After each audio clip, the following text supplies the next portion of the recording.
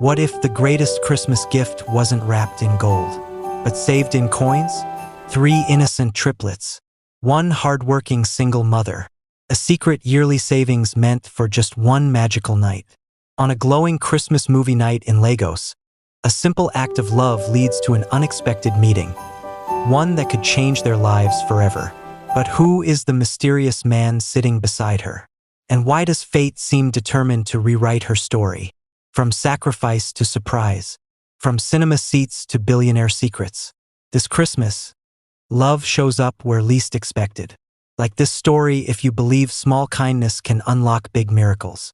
Subscribe for more heart-touching African love stories, Christmas magic, and life-changing moments you don't want to miss. The miracle begins right after the movie ends. December arrived in Lagos wearing its finest smile. The city buzzed with Christmas energy. Streets glowed with fairy lights. Shops played endless carols. And the scent of roasted corn and spicy suya floated through the evening air. Inside a neat apartment tucked away in Lekki Phase 1, something even more magical was brewing. The living room reflected modern Nigerian interior elegance.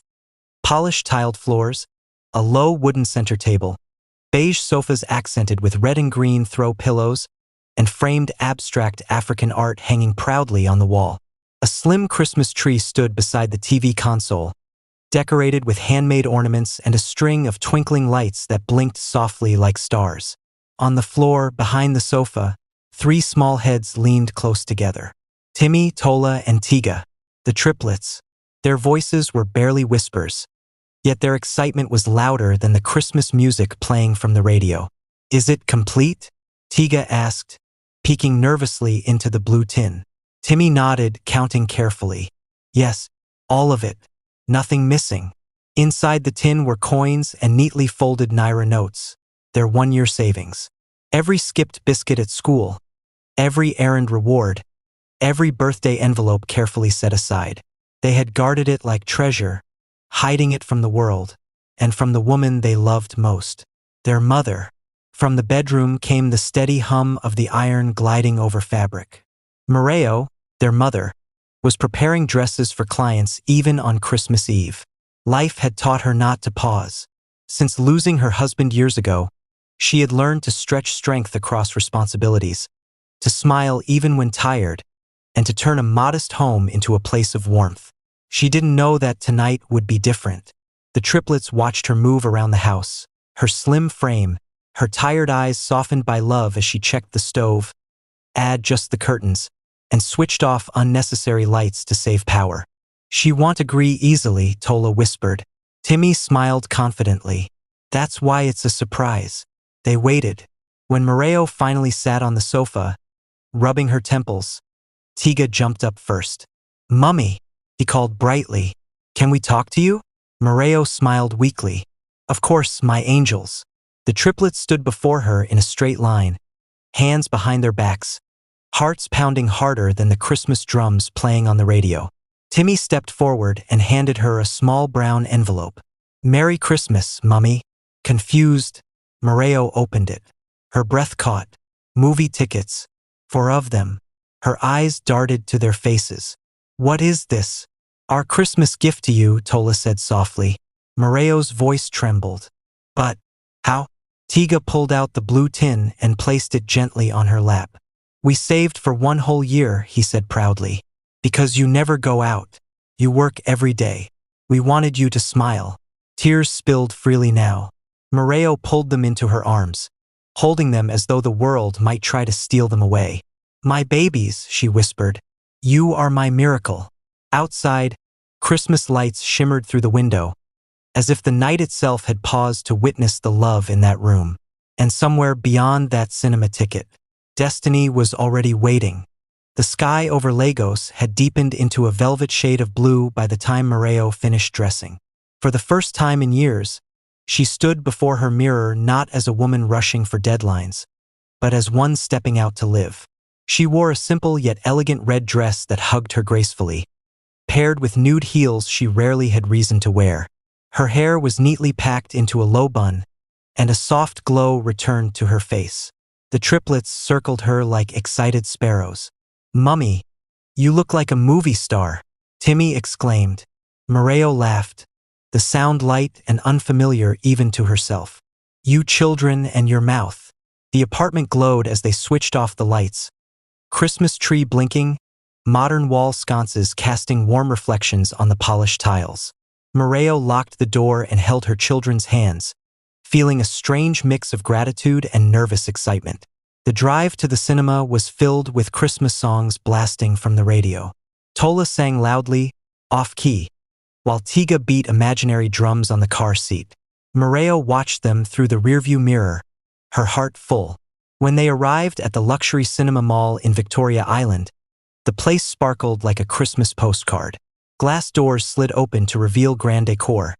Towering Christmas trees, gold ribbons, red bows, and soft lighting bouncing off marble floors. The air smelled of popcorn, caramel, and celebration. The triplets gasped in unison. Is this heaven? Tiga whispered. Moreo smiled. Something like that. They bought popcorn, drinks, and shared laughs as they walked toward the movie hall. For Moreo, every step felt unreal, like she had stepped into someone else's life for one night. Inside the cinema, the lights were dim, the seats plush and comfortable. The triplets settled in the middle, squeezing close to each other. Moreo sat at the edge, adjusting her bag. That was when she noticed the man beside her. He sat quietly, long legs crossed, his posture calm and confident. His dark tailored suit spoke of understated luxury, and his wristwatch caught the dim light. He looked away from his phone and offered a polite smile. Good evening.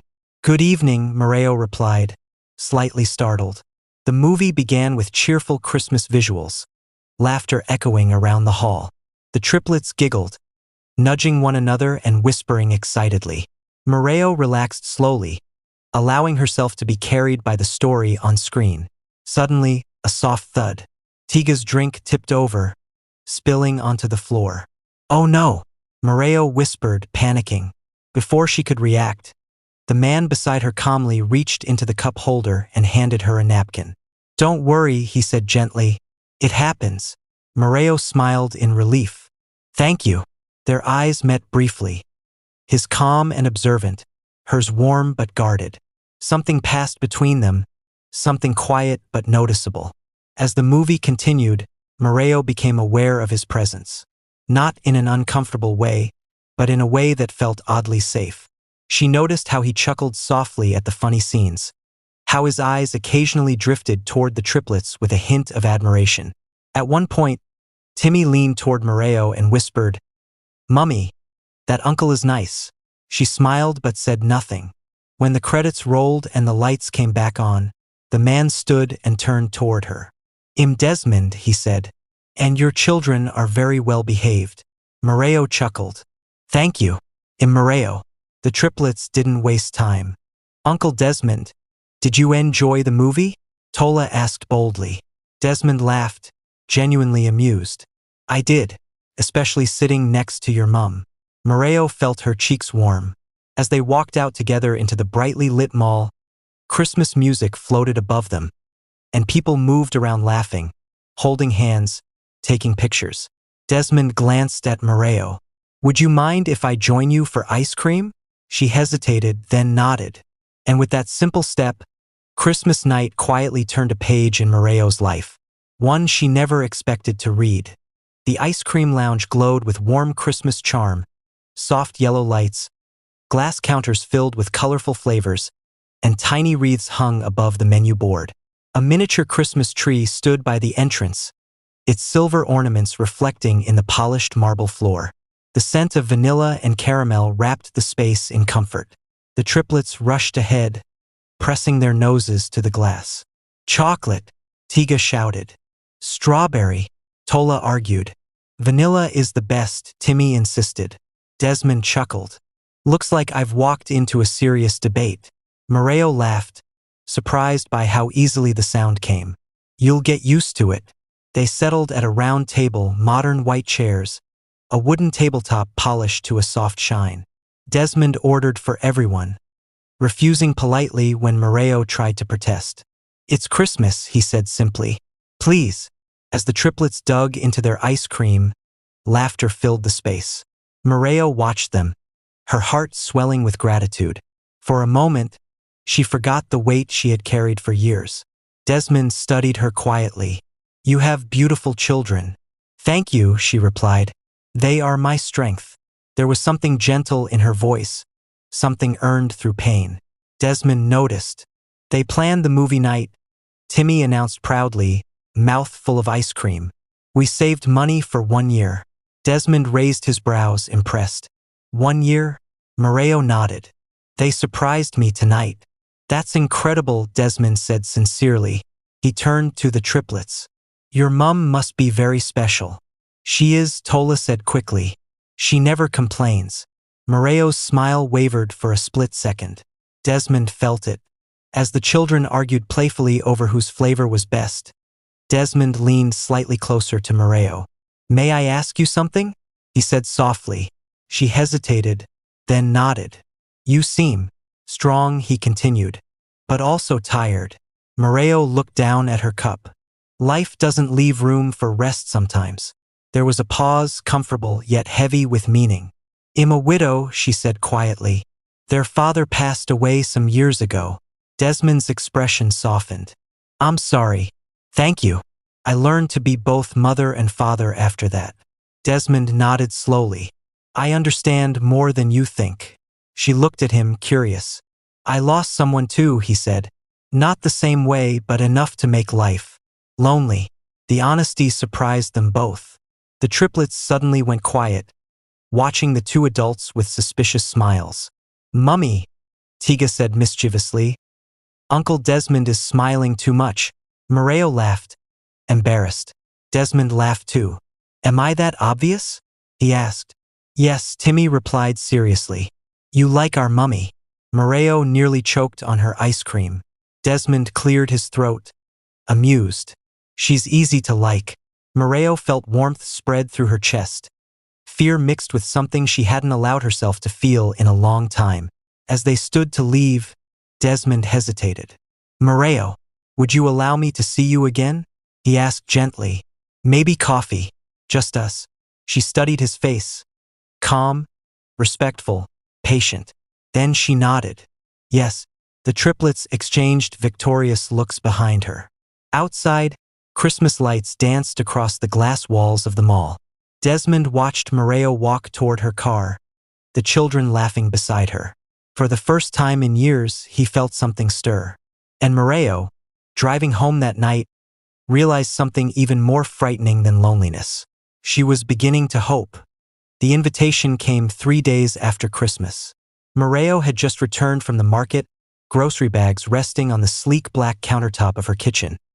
A blend of modern Nigerian design with wooden cabinets, matte gold handles, and open shelving decorated with small African figurines. Her phone buzzed. "Desmond." "Good afternoon, Moreo. I hope you're well. Would you like to have coffee tomorrow? There's a quiet place in Ikoyi." She stared at the screen longer than she intended. The triplets noticed immediately. "Mummy is smiling at her phone," Tola announced. Moreo cleared her throat. "Mind your business." They laughed. The next day, Moreo dressed with careful simplicity. Cream blouse, tailored trousers, soft makeup. She didn't want to impress. She wanted to feel like herself. As she locked the door, her heart pounded with a mixture of excitement and fear. It had been years since she allowed anyone this close. The cafe in Ikoyi was elegant but warm. Earth-tone walls, indoor plants, rattan chairs, and subtle Afrocentric art lining the walls. Soft jazz played in the background. Desmond stood as she approached. "You look beautiful," he said respectfully. "Thank you," she replied, taking her seat. Their conversation flowed easily: work, Lagos traffic, childhood memories, favorite foods. Desmond spoke of real estate and architecture with passion, but never once mentioned wealth. Moreo spoke of fashion, sketches, and dreams she had put on hold. "You still sketch?" Desmond asked. "Yes," she smiled shyly. "Late at night when the house is quiet. I'd love to see them someday." Something shifted inside her. Then, without warning, Desmond said, "Can I show you something?" She hesitated. "Show me what?" My home, he replied calmly. Not to impress you, just to be honest. Moreo agreed, unaware that honesty was about to overwhelm her. Desmond's house stood in a quiet, gated estate overlooking the lagoon. The gates opened smoothly, revealing a masterpiece of modern Nigerian luxury design. Clean architectural lines, large glass panels, stone finishes, and soft outdoor lighting. Inside, Moreo froze. The space was breathtaking. High ceilings, polished marble floors, neutral-toned furniture accented with gold and wooden textures. Handcrafted African sculptures stood proudly beside floor-to-ceiling windows. The living room blended wealth with warmth, not excess. This is beautiful, she whispered. Desmond watched her carefully. This is where I live. I didn't tell you before because I wanted you to meet me first. Not my money. Moreo exhaled slowly. You're very wealthy, she said. Yes, he nodded. But I've learned that money doesn't protect you from loneliness. They sat. Desmond poured coffee himself, simple and unpretentious. They spoke about loss, about fear, about the courage it takes to start again. I'm not looking for someone to complete me, Moreo said quietly. I've completed myself. Desmond smiled. That's exactly why I admire you. As evening light filtered through the glass walls, Moreo realized she wasn't intimidated by his world. She was simply standing in a different one. And as she left that day, her heart whispered a dangerous truth. This was no longer just a Christmas encounter. January arrived gently, washing Lagos in soft sunlight and fresh beginnings. The Christmas decorations were slowly coming down, but something brighter had taken their place in Moreo's life. Consistency. Desmond didn't disappear after coffee. He called. He checked in. He showed up. On a quiet Saturday afternoon, Moreo found herself preparing her apartment for visitors. The living room, still elegant in its modern Nigerian style, had been refreshed. Cushions neatly arranged, wooden surfaces polished, a vase of fresh white lilies on the center table. The triplets moved around excitedly, peeking through the window every 5 minutes. Is Uncle Desmond coming today? Tiga asked for the third time. Yes, Moreo replied, trying to sound calm. Please behave. A soft knock came at the door. Desmond stepped in carrying neatly wrapped boxes and a warm smile. He wore simple casual clothes, no suits, no grandeur. For the children, he said, handing the boxes to the triplets. Their eyes lit up. Thank you, Uncle Desmond, they chorused, tearing into the packages to reveal art supplies, books, and a small football. You remembered what they like, Moreo said softly. I listened, Desmond replied. They spent the afternoon talking and laughing. Desmond sat on the floor with the children, sketching alongside them. When Moreo brought out her old sketchbook, he studied her designs carefully. These are brilliant, he said. Why haven't you pursued this fully? Moreo shrugged. Life happened. Desmond looked at her with intention. Life can still happen again, beautifully. Days turned into weeks. Moreo was gradually introduced to Desmond's world. Not the flashy parts, but the meaningful ones. She attended a small dinner at his home, where the dining space reflected elegance. A long wooden table, soft ambient lighting, neutral decor accented with African pottery.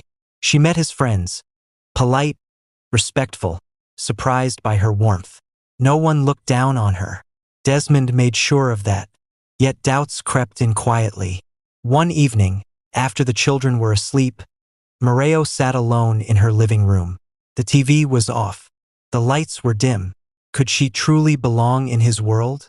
The next day, she voiced her fear. I don't want to be pitted, she said, her voice steady but vulnerable. I don't want to feel like a project. Desmond didn't interrupt. When she finished, he took her hands gently. Moreo, he said, I didn't fall for your strength alone.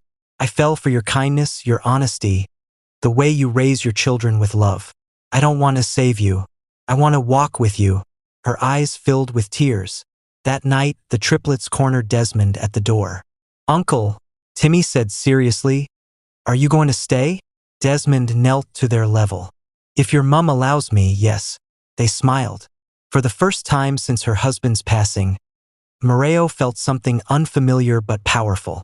safety without fear. And as their worlds slowly blended, hers shaped by sacrifice, his by abundance, one truth became clear. Love didn't arrive to change who they were. It arrived to honor it.